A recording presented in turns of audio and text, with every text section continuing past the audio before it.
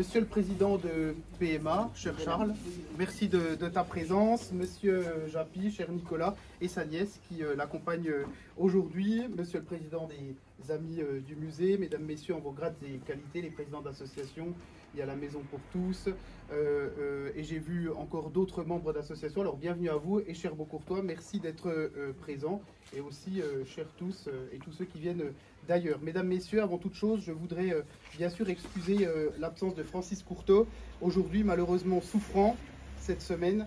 Il m'a confié à quel point il était déçu de ne pas pouvoir être parmi nous aujourd'hui, tant il tenait à participer à cette journée importante, vous vous en doutez. Aujourd'hui, c'est bien plus qu'un simple rendez-vous, c'est une journée placée sous le signe de la famille Japy.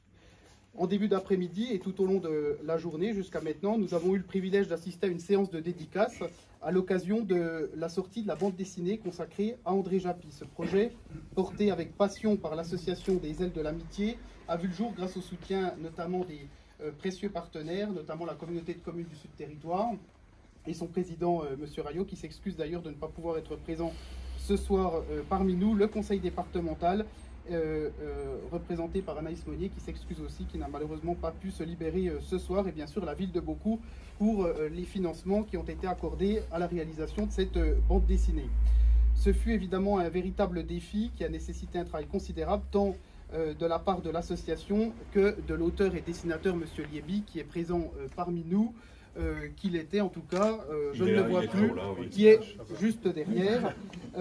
Mais le résultat, je dois le dire, est tout simplement magnifique. Alors bravo à toutes celles et tous ceux qui ont rendu la réalisation de cette bande dessinée possible. Et maintenant, j'ai évidemment le grand plaisir de vous accueillir ici au musée Japy pour le vernissage qui marque l'aboutissement d'un autre projet, la restauration de la montre de Frédéric Japy.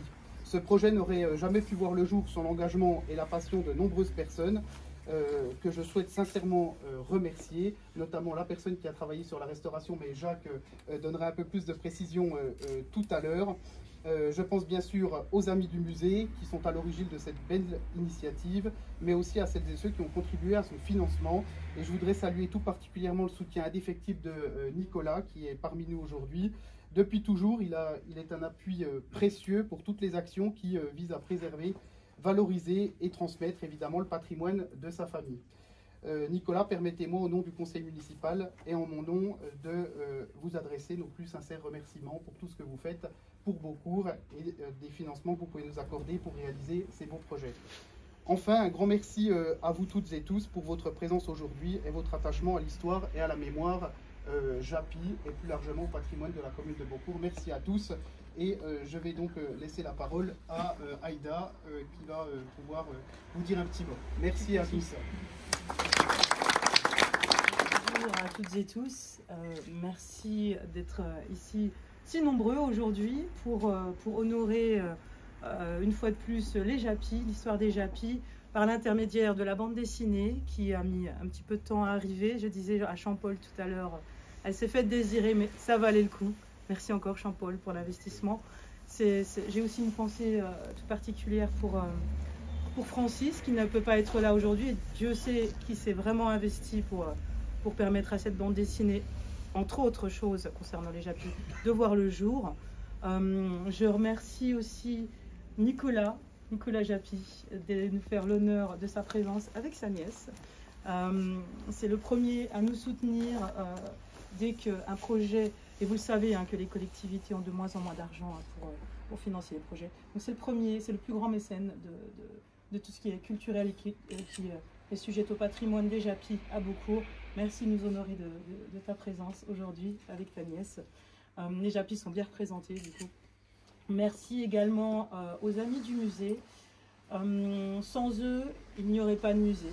Même s'il est municipal, c'est quand même grâce aux membres de son association, de sa présidence et de tous ces passionnés qui peut vivre aujourd'hui, que la collection grandit, que les éléments sont restaurés, réparés, comme la montre de Frédéric qu'on vous présente aujourd'hui. Je ne sais pas si on aura le temps de parler de l'horloge holographique. Il y a eu beaucoup d'incidents pour aujourd'hui, malheureusement. Tu en diras un petit mot, Jacques, tout à l'heure. Mais le musée vit. Japy, son histoire est toujours transmise. Et nous ferons toujours en sorte, en tout cas, que le patrimoine soit transmis et et soit valorisé autant que faire se peut. Merci à tous d'y contribuer et merci encore à tous. Non, je ne peux pas parler plus fort, ma chérie. Merci à ma fille qui est là, Laurent Métaux, pour sa collaboration pour l'exposition que je vous invite vraiment à aller voir, qui est là. Hein, je ne sais pas s'il est déjà reparti, mais il doit être caché dans un coin. Et c'est déjà bien, j'en ai bien assez dit. Je vais donner la parole à Jacques, éventuellement. C'est à la maison.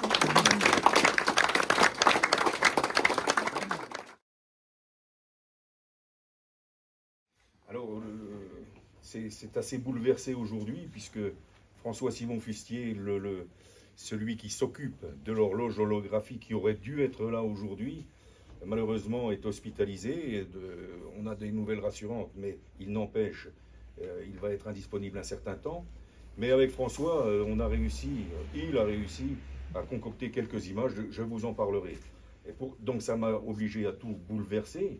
Mais d'ailleurs, dans un premier temps, je voudrais remercier chaleureusement M. Nicolas Japy pour sa participation. Que dis-je, sa participation? Il a pris en charge la totalité de la restauration de la montre de Frédéric Japy. J'avais écrit à des membres de la famille, et M. Japy m'a dit « Donnez-moi votre RIB ».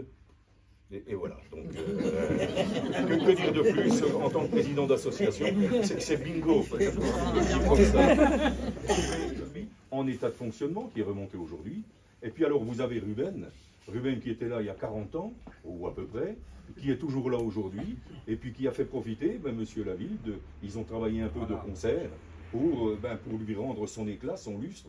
Et évidemment, aujourd'hui elle est remontée, mais je ne la remonterai pas, parce que Ruben l'a remonté tout à l'heure, c'est un objet qui est fragile, puis je ne voudrais surtout pas la casser, parce que vous voyez, je n'ai pas les doigts qui vont bien.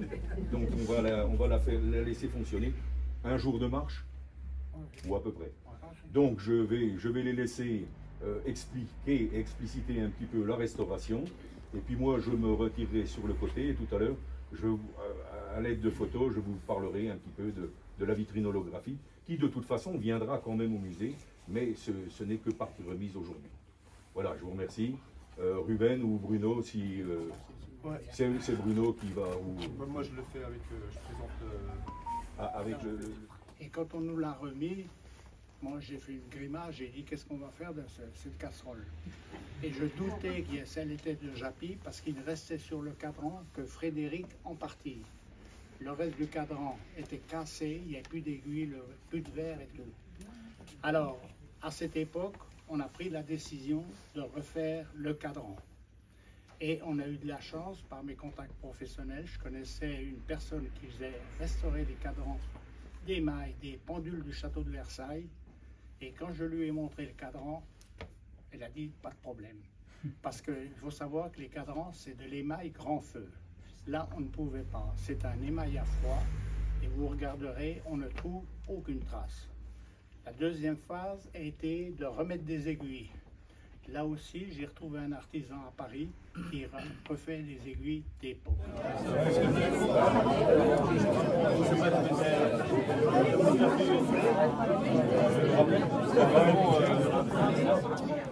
Pour Beaucourt et pour aider à cette transmission du patrimoine, garder un peu cette belle histoire et surtout parler des Beaucourtois, parce qu'il s'est passé des choses quand même assez extraordinaires ici.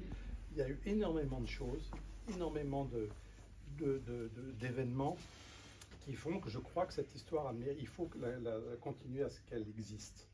Et j'espère que notre participation, elle est faite pour ça. Elle est faite pour réellement transmettre et dire cette histoire est belle, transmettez-la.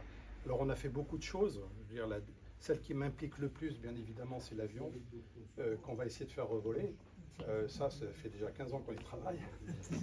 Et cette année devrait être la bonne année. Donc, on croise les doigts, c'est jamais sûr avec la technique. Mais je pense que ça complétera bien l'histoire. Et pour moi, donc avec la bande dessinée, le timbre qu'il y a eu, et d'autres choses, on cherche réellement à montrer que Beaucourt existe, Beaucourt est là. Et je tiens vraiment à remercier toutes les équipes parce que chaque fois, on se connaît depuis maintenant une dizaine d'années, on a fait des voyages au Japon ensemble, etc. On a créé toute cette histoire autour de Japy et je suis fier en fait de ce que l'équipe a fait parce que j'imagine que gérer un musée ou gérer, comme l'a fait Francis, un certain nombre de choses, ça doit être extrêmement compliqué et parfois décevant. Donc merci à vous d'avoir fait tout ça. Évidemment, je regrette beaucoup que Francis soit pas là parce que notamment la BD, c'était son truc, c'était vraiment sa chose. Qu'il ne soit pas là aujourd'hui pour les signatures, c'est vraiment regrettable, et aussi pour tout ce qu'il a fait ailleurs. Mais donc, j'ai une pensée pour lui. Mais je crois encore une fois que bravo à l'équipe, continuez, parce que je sais que c'est pas simple. Je sais que maintenant, passer ça aux nouvelles générations, ça va devenir de plus en plus compliqué. Mais je crois que gardez courage, il faut continuer à faire ça, et nous, on continuera à vous aider. Merci. Japy, François Simon Fustier de la société Chronospédia. Donc Chronospédia, il y aura un petit reportage montrant un petit peu la personne FSF, hein, c'est plus facile parce que François Simon Fustier à chaque fois.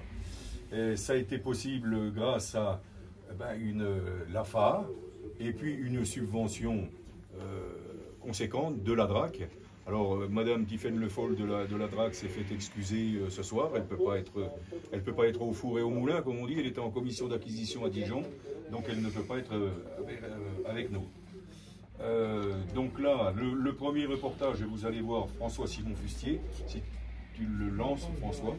Oui, non, mais je t'en prie. Bon. On a fait ça vraiment, comme vous connaissez l'expression, à l'arrache, hein, en catastrophe. Voilà. Donc un reportage, Laurent Delahousse qui interviewait François Simon Fustier pour vous situer la personne. Voilà, pardon.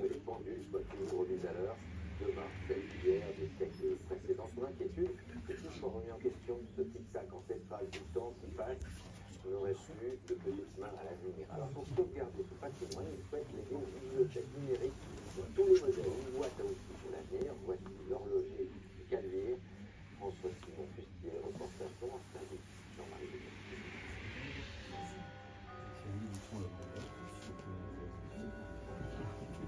C'est l'histoire d'un homme dont le palpito n'était pas bourbon, mais tic-tac. François Simon Fustier a réglé son existence sur une passion, les horloges. On touche le temps, c'est délicat. C'est cette poésie et qui, de toute façon, a qu'un but, c'est dire dépêche-toi, dépêche-toi, dépêche-toi.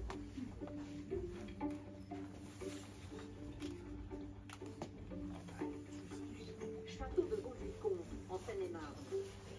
Dans cette demeure prestigieuse, le maître du temps, c'est